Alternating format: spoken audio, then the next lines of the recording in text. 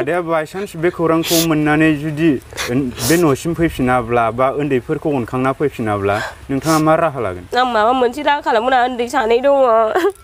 आं मारै उन्दै सानैखौ मा खालामनानै जानो? नों फैफिनथारनांगोन आंनि फिसा। जोंनि बर' समाजनि गेजेराव सोमजिबाय थानाय मोनसे बारहुंखा। बे बारहुंखाया बारदों क'क्राझार डिस्ट्रिक्टआव। खुलुमबाय नोंथांमोनखौ बयखौबो बरायबाय। दिनै जोङो मोनसे बारहुंखा लाबोलायबाय। बे बारहुंखाया बारदों क'क्राझार डिस्ट्रिक्टआव।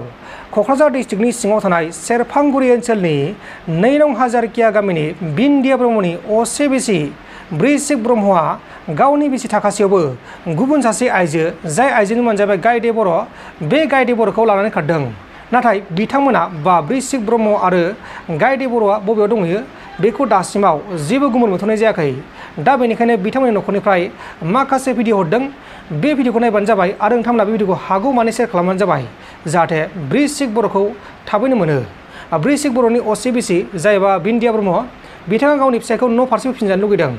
दा बेनिखायनो नोंथांमोना हागौमानि शेयार खालामबानो जाबाय, जुदि नोंथांमोननि गोसोआव अननाय दंब्लाथाय। आदाया मानि थाखाय बेबायदि जादों होनना नों सानो? आंथ' बिदिखौनो मिथियामोन। बिदि जानाय बायदिखौनो मोनामोन आङो। आंनाव फनबो हरोमोन, मोजांबो रायलायोमोन बियो। मानि थाखाय बिदि जादों आंथ' बेखौ मिथिया। आदाखौ मालाबा नों बेबायदि स्पटआव लोगो मोनहैफेरदों नामा? लोगो मोनहैदों। औ, बेखौ लोगो मोनहैदों। हिनजावखौबो लोगो मोनदों। ओमफ्राय बिबोनाङा बुनो मोनलायलायदों हिनजावखौ। आंथ' नुहैयासै माला बुखो बिबोनाङा। बुनानै हिनजावा खारलांबाय आरो बेयाव लोगो मोनासै आङो। हौवाखौल' लोगो मोनबाय।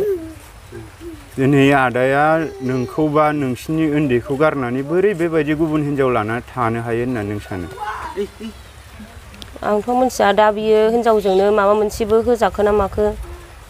बेथ' बिदि जाथावनानो नङामोन। गावनो बुङोमोन थैजासिम नोंजोंनो रायजो जागोन, नोंखौनो लादों, नोंजोंनो थागोन होननानैसो बुङोमोन बियो। दा मानो बावखो नों आंनि फिसा? फैदो। आदाया फैफिनबा नों गनायना लाफिनगोन नामा? लागोन। आदाया बायसान्स बे खौरांखौ मोननानै जुदि बे न'सिम फैफिनाब्ला बा उन्दैफोरखौ अनखांना फैफिनाब्ला नोंथाङा मा राहा लागोन? आं माबा मोनसे राहा खालामगोन। आं उन्दै सानै दङ। आं मारै उन्दै सानैखौ मा खालामनानै जानो? नों फैफिनथारनांगोन आंनि फिसा।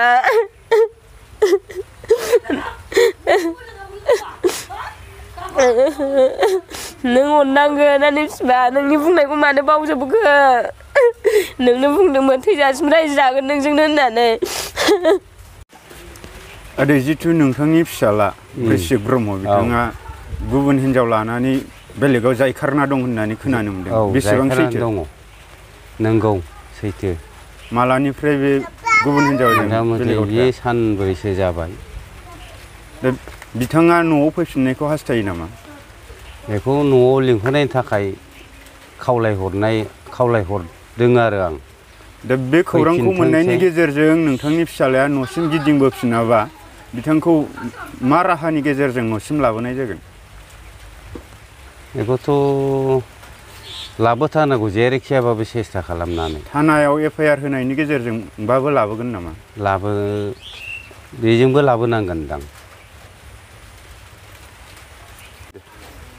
फैफिनदो बाबु, गथ' सानै दङ दिनै।